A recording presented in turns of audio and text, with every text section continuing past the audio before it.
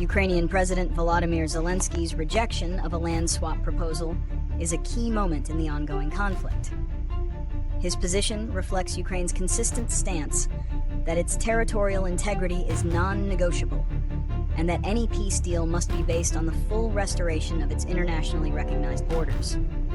This position directly contrasts with proposals that suggest ceding occupied land in exchange for peace, which is a view reportedly floated by figures like President Donald Trump. The international community's reactions are divided.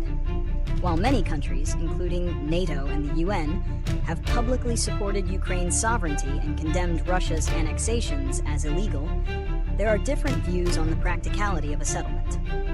The land swap idea, while controversial, highlights a debate over whether a pragmatic, albeit politically difficult, compromise is a viable path to ending the war and its humanitarian toll, or if it would set a dangerous precedent by rewarding aggression.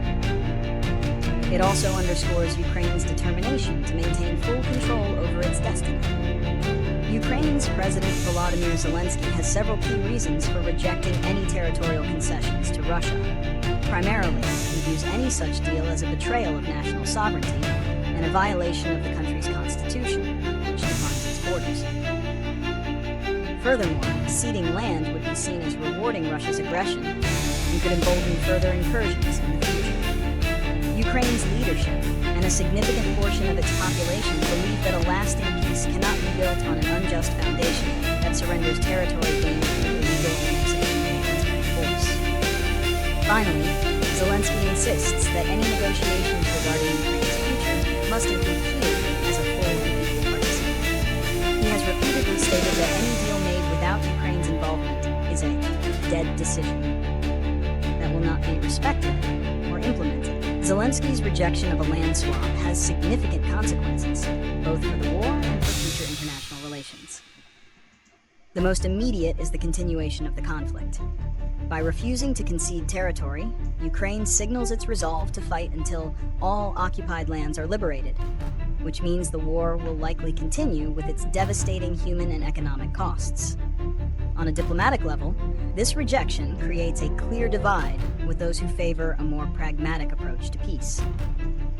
It could complicate peace negotiations as it sets a firm precondition that may be difficult for Russia to accept.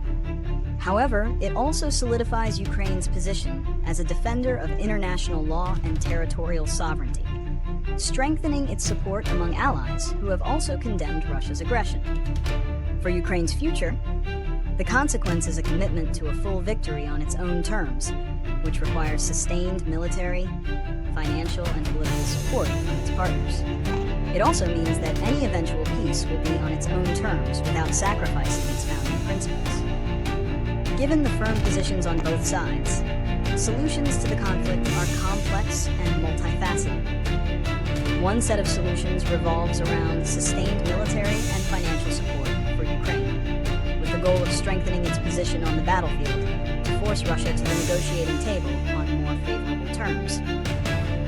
This approach aims to make the cost of the war so high for Russia that it has no choice but to accept a deal that respects Ukraine's sovereignty. Another potential solution is a diplomatic one, involving a phased ceasefire and internationally supervised negotiations to address key issues.